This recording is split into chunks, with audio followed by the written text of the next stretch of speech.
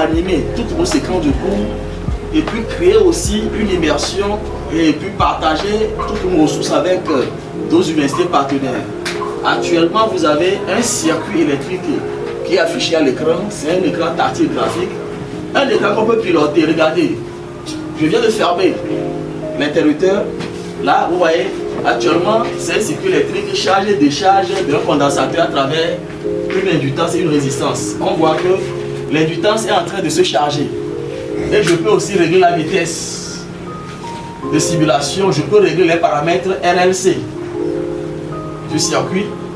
Et en réglant les paramètres, je varie le comportement du courant. Donc voilà, c'est le centre de circulation du courant. On voit que la bobine se charge. Et si j'ouvre le circuit, la bobine se décharge à nouveau. Elles sont suivies. Elle se décharge, donc c'est charge et décharge. Et après, lorsqu'on ouvre le circuit, elle se décharge dans la résistance. Vous voyez un peu? Donc voilà ce genre de circuit que nous pilotons. Vous voyez, nous pouvons aussi télécharger. Nous avons la possibilité de télécharger sur les sites, les tutoriels et des schémas que nos étudiants peuvent câbler en même temps. Donc on anime le schéma et câble automatiquement. En dehors de ça aussi, nous avons la possibilité dans un environnement graphique, autre possibilité, nous travaillons dans un environnement, un laboratoire où nous avons des partenaires.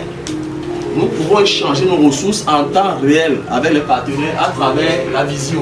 Vous avez Zoom, vous voyez, donc on peut aller par Zoom, on crée le lien et puis on partage le lien et ensemble, pendant que nous sommes ici, eux aussi sont là et nous travaillons parallèlement. Et je tiens tout simplement à remercier ce monsieur, ce visionnaire, le président directeur de l'École supérieure des affaires, Dr Chabirega, qui a eu la vision, cette vision de pouvoir former la jeunesse, non seulement togolaise, africaine, mais du monde entier, parce que vous n'êtes pas sans savoir qu'à ESA ici, nous avons plusieurs nationalités qui sont représentées.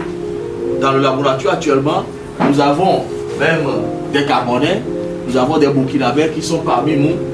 Et donc c'est pour dire que sa vision, ce n'est pas seulement pour la jeunesse togolaise africaine, mais partout ailleurs. Et quiconque veut se former dans un environnement immersif réel dans le domaine des sciences de l'ingénieur, il sera la bienvenue à l'École supérieure des affaires. Nous le remercions infiniment et nous prions pour que le bon Dieu puisse lui accorder vraiment beaucoup de santé, pour qu'il puisse la volonté est là, pour l'aider à encore nous doter de plus de matériel.